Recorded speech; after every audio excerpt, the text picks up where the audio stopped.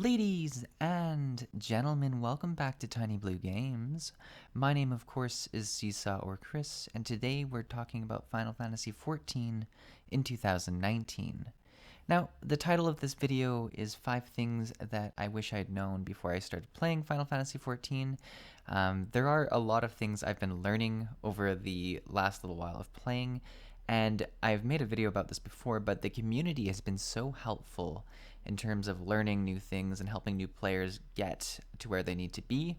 And specifically, my YouTube channel, if the comments on my YouTube channel, not me specifically being helpful, but the people who comment on my videos have been very helpful in terms of helping me learn things as well as helping other people who watch the video learn things. I've been seeing lots of conversations go on, and it's been really great.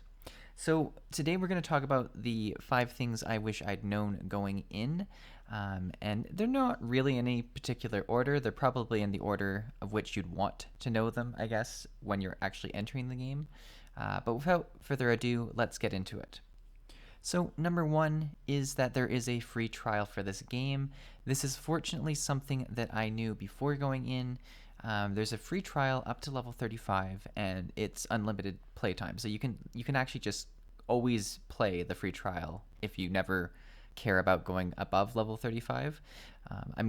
Ultimately, you're probably going to want to if you are that interested in the game. But it's such a great way to try out the game. Like, it's so easy to download, to hop on and explore different jobs, different classes, see how the questing is, see how dungeons are. Like, it's such a great way for you to try something before you purchase, because let's be honest, Final Fantasy XIV is a great game, but it is an expensive game. I mean, we're talking about buying the game, buying expansions, buying a monthly subscription. It's an expensive game, and a lot of the people who love the game would say it's more than worth it, but it is a expensive game, and having a free trial that allows you to explore so much and really take your time, because I think that's a big problem we have with a lot of games where they have sort of the 7-day free trial or 10 days or whatever. It really makes it feel like you have to rush through content, and you're not necessarily going to enjoy the content as much with that pressure. And if you're anyone like me, you get the 7-day free trial and you're busy for the next 6 days, right? That's just how life works. This allows you to hop on whenever you like and really keep exploring. So I would recommend doing that if you haven't started the game and you're interested. The next thing, or number 2, I guess, is about character creation and how jobs or classes or whatever you want to call them work in this game. Now, I often take a long time to create my first character, but I actually feel like I didn't take long enough in this game, because what you do in this game is you have one character and you can actually level up all of the different jobs, all of the different classes as they were, on that same character. So they just sort of change their weapon and they're a different role or a different class, which is so different than a lot of games, and it's one of the coolest parts of Final Fantasy XIV. But because of that, your character name, how they look, has never been more important. So you should lock yourself in your room and spend a few hours creating the perfect character, because it's going to be sad. And I mean, I'm sure there's ways to change it and all that, but like, it's so important to like the way your character looks in this game, I think. Specifically with keeping in mind that they're going to be playing different roles. Like, maybe you only like really small characters on casters. Well, you're going to want to adjust that because they might also be carrying a big greatsword or something like that, right? So it's a very interesting, unique part of Final Fantasy XIV, and a part that I wish I had considered more when making my first character, because I went in creating one character that I figured would be my archer or my bard, and then I created another character to be my lancer or dragoon. So very interesting. And I'm just going to pause for a second. I don't know if you hear the rain on the window, but it's a nice rainy day here, if that sets the mood of this video. So there you go. If you hear some light splashing, that's what it is. So let's get into tip number 3, I guess. And I feel like people who are relatively like frequent to this channel are like, wait, this guy's making a tip video, he knows nothing. These are like as basic tips as you can, and they're also mostly from the YouTube comments of my video. I'm kind of like just outsourcing the tip content. So there you go. Tip number 3 is about main scenario quests and job quests. Now, like many games, there are primary quests and secondary quests. Primary quests are important for two reasons. Number one, they'll give you more experience, and they will also progress the story as well as your job or your class. So, in this game, the main scenario quest is the primary story quest, and the job quest is, quests related to your specific job that you're playing currently.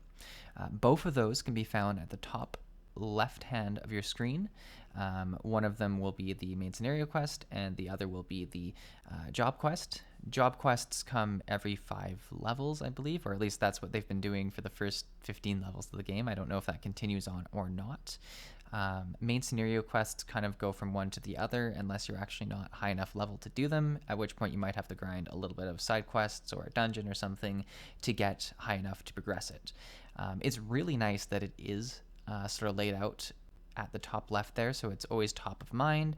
And generally, once I found out that they can be found there, I haven't been confused at all about where I should be progressing, right? Because sometimes in games, it's very confusing what quests you should be doing and what quests you shouldn't be doing.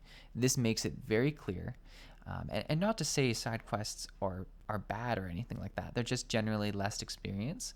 And from what I understand, they're very useful for leveling jobs, like your next job on that same character. Because I believe you only do the main scenario quest once on your character. And that would be another reason you might want to make another character one day, but you never have to, from what I understand. So let's get into tip number 4, and that is the recommended gear button. Gear in this game is fairly similar to a lot of other games. They have stats on them, like dexterity and stuff like that. As a new player, stats tend to be overwhelming when you're starting a game because you don't know what stat you should be focusing on. You don't know what stats proper for which job. There's a lot of concern that you're going to mess up your character, and more importantly, when you get into group content, that you're going to be like super broken and like not capable of actually playing the game to the quality you should be able to for that level. So the recommended gear button, and I don't know if it's actually called that, but it's just above your weapon slot. And this is something that someone in the comments pointed out to me as well, will take your gear that you have in your inventory, it'll take the gear you currently have equipped, and it will give you recommendations for which pieces of gear you should actually have equipped to be most beneficial for your job. And then you just can push accept or okay at the bottom there, and it will actually switch out that gear automatically for you. So you have to actually do it every so often. It's not like a system that'll just auto apply the equipment when you get it in your bag. But doing this every so often, like maybe whenever you finish a quest or whenever you level, is such a great way to stay on top of the gear, on top of the stats. And it's a great way for new players to understand what stats are important for their job. So a really cool quality of life button that I love that they've added to the game.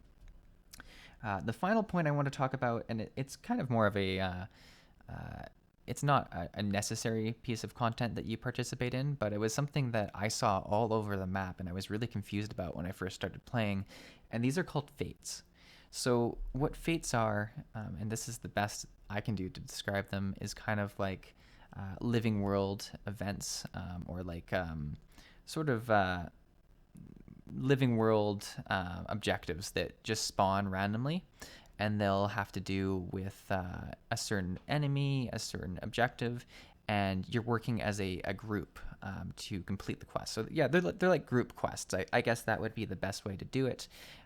They have a specific level range that you can get down level to meet that level range, but you can't get up level to. So if you see one that's a much higher level than you, I would just stay away.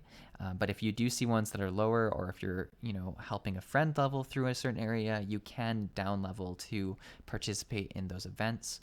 They'll give you some experience at the end, as well as some gil, which is the gold in this game. I guess that's my bonus tip of the video, is that gold in this game is called gil, as in like fish gills. So now you can always think of weird little fish gills in your pocket whenever you get some gil. So yeah, because that's what I think. Well, there you have it. There's 5 tips I wish I'd known before I started the Final Fantasy XIV game. Hopefully they're helpful to you. If you're an experienced player, I'm sure that either A, you knew all these, B, these are completely wrong and I've made a fool of myself and you're going to correct me in the comments below, or C, you're just happy to see new people join the game. But yes, thank you for watching. We are Tiny Blue Games. Give us a like, subscribe. I always say we, but it's me. Lonely old me making videos. Subscribe, comment. We do, once again saying we tend to reply to any comment we have because we are such a small channel, we're able to do that.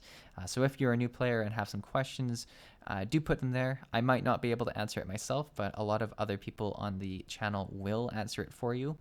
So make use of that. But yeah, thank you for watching. I'll see you in the next video.